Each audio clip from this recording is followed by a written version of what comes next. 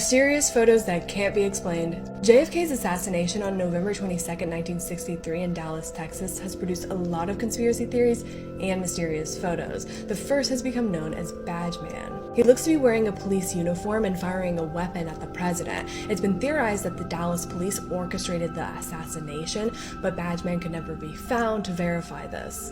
Another person caught on camera that day has become known as the Babushka Lady. She was seen pointing a camera at JFK the exact moment he was assassinated.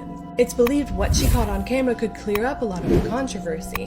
But what's strange is that despite this being such a massive event, in efforts by the FBI, neither her nor her film has ever been found.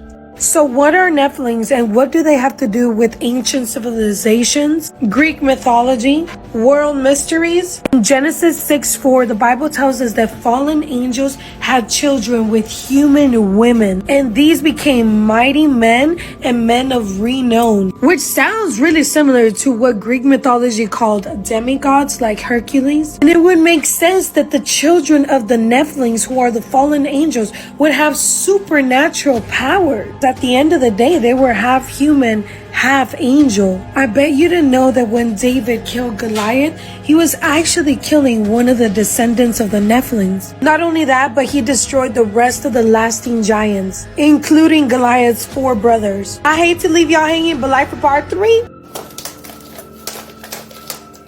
There's something. Shut up! Wait, what Shut is up! it? What is this? It's going to be the outline of where a body was. It's a murder scene. Stop. I'm not kidding. You fancy me mad? What does that mean? He attacks and kills the old man. Then he dismembers the body and hides the pieces below the floorboards. That's open that one if you can. That's the arm. Outline? Of the leg. Oh, are you kidding me? Oh yeah. Wait. So the head, the arm. Did they just put flooring over this? Like, Yeah. What? why would nobody brought this up when they were redoing the floors? Maybe it was intentionally done. Stacked Yeah. them. Oh my goodness. Oh boy. Did we just discover a murder scene?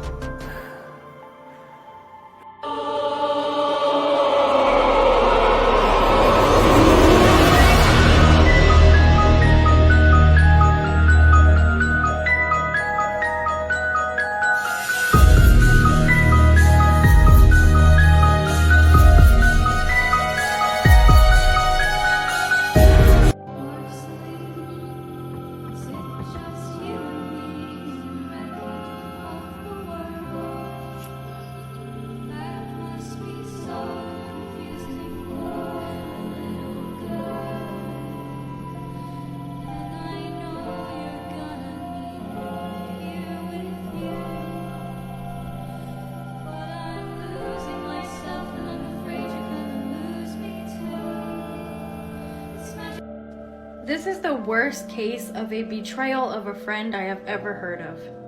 And I am going to put a trigger warning for extreme torture. This is 30-year-old Jennifer Daugherty from Pennsylvania. Now, Jennifer's family described her as very bright and bubbly and happy.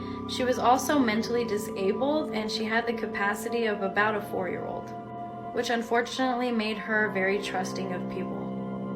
Now, February 11th of 2010, Jennifer was invited for a sleepover at Peggy's house. Her friend Angela had invited her, and they had been friends for several years at this point.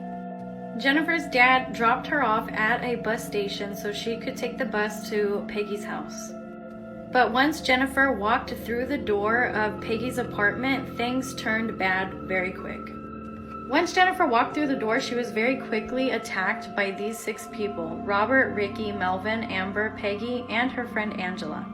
And Jennifer was good friends with Angela, but only acquaintances with the rest.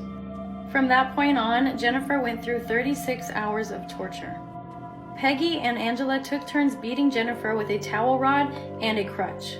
They also made her drink nail polish, cooking oil, laundry detergent, and even urine. They also shaved her head and painted her face with nail polish. They also stole all of her belongings in her purse. And during this 36-hour ordeal, Jennifer was tied and handcuffed with Christmas lights. and Melvin Knight up here on the top sexually assaulted Jennifer while Amber and Peggy beat her. Now, after hours and hours of torture, they gave Jennifer sleeping pills and antibiotics. Now, while Jennifer was sleeping, all 6 of these pieces of work took a vote to actually kill her instead of releasing her so she wouldn't go and tell anybody what happened. So they decided their next step was to force Jennifer to write a fake suicide note. Afterwards, Melvin decided to begin to stab her in the chest. Ricky then joined in and cut her wrists. Then Ricky and Melvin, both together, strangled her to death with Christmas lights. Once Jennifer was dead, they tied her body up in Christmas decor, put her in a trash can, and then dumped her body in a school parking lot. Shortly after, a truck driver comes across Jennifer's body and immediately calls police. And police immediately take all 6 of them into custody. During trial, they find out that Angela lured Jennifer to the apartment because she was jealous that Jennifer wanted a relationship with her boyfriend Ricky. They are all found guilty. Angela is sentenced to life with no parole. Ricky is sentenced to death row. Amber gets 40 to 80 years. Peggy gets 35 to 74 years. Robert gets 30 to 70 years.